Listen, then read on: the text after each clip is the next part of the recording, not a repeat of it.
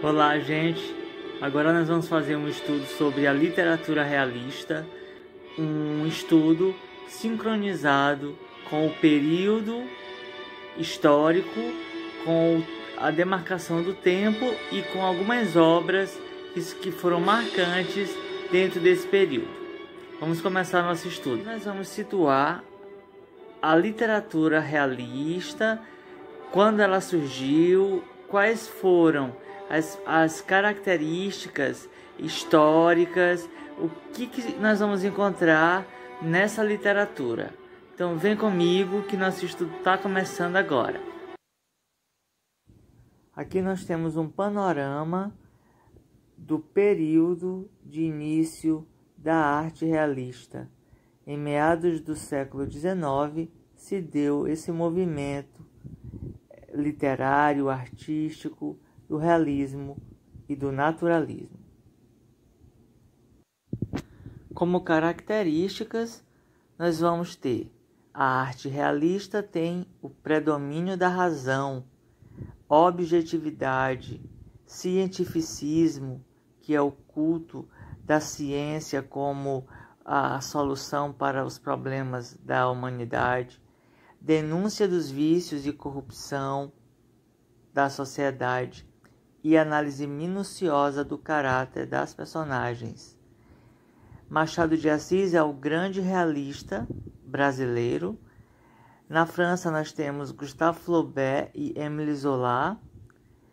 Gustave Flaubert realista, Émile Zola naturalista. Na Rússia, dois grandes nomes, Fyodor Dostoiévski e Leon Tolstói. E ainda Raul Pompeia e Aloísio de Azevedo, dois grandes autores. Aloísio de Azevedo, autor naturalista. Aqui está a obra Madame Bovary, obra que inaugurou o realismo francês. Dom Casmurro, obra de Machado de Assis. Esse livro é muito importante, ele traz a história de Bentinho e Capitu e um possível triângulo amoroso com o amigo de infância de Bentinho, Escobar, e a grande questão se Capitu traiu ou não Bentinho, um livro de leitura obrigatória, dada a sua importância. Aqui nós temos o Mulato, o livro que inaugurou o naturalismo no Brasil, publicado em 1881, e o Cortiço, o grande livro de Aloísio Azevedo. Os dois de traços naturalistas.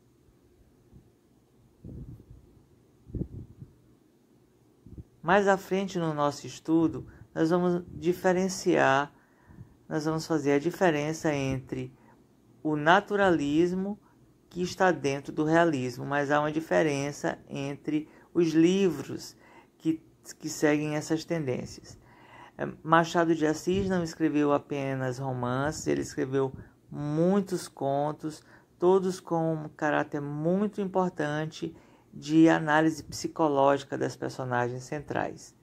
Machado de Assis, sem dúvida, é um grande nome da literatura brasileira e mundial.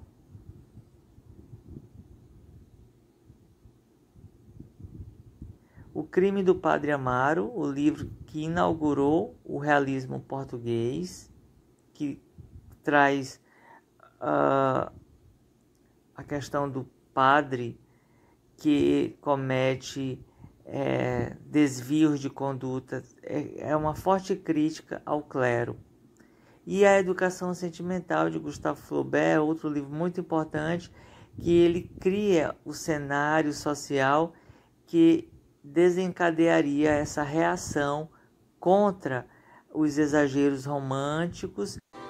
Então o realismo foi uma tendência estética, um movimento artístico que se desenvolveu na segunda metade do século XIX. A origem do realismo é datada em solo francês, ou seja, a origem desse movimento se deu, para nós, a referência é a França, Émile Zola e Flaubert. que representam, né, esse ideário de contraposição, a esse modo romântico, idealizado da sociedade. É importante que se tenha em mente que a sociedade da primeira Revolução Industrial e o começo da ascensão da burguesia, e é nesse momento que se dá a grande explosão da arte romântica, porque o romantismo veio como uma expressão da burguesia, da classe dominante. O movimento romântico ele veio para retratar, para legitimar, para fortificar, para criar um conjunto de conhecimento documental da vida dessa classe dominante, da vida dos burgueses. Então, o romantismo foi uma estética para a burguesia, foi feito pela burguesia. Novas correntes filosóficas foram desenvolvidas, como o positivismo de Augusto Comte, como o determinismo de Hipólito Taine. Na área da biologia também um avanço, aí vem o determinismo de Charles Darwin. Temos o desenvolvimento da biologia, da anatomia, da química, da física. E todo esse conjunto foi modificando, né, a maneira do homem se ver no mundo.